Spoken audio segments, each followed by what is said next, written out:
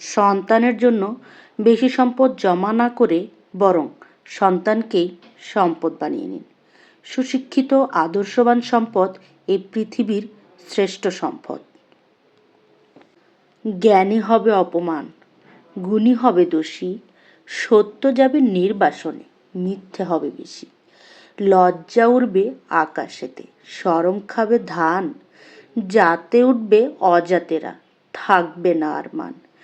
জ্ঞানীরা সব চুপসে যাবে জ্ঞানহীনদের কাছে, কথাগুলো বিদ্বানেরা সত্যি বলে গেছে।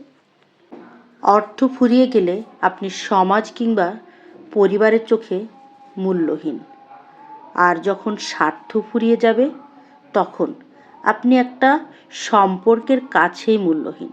কথাগুলো তিতা হলেও একদম বাস্তব সত্য কথা। ধন্যবাদ।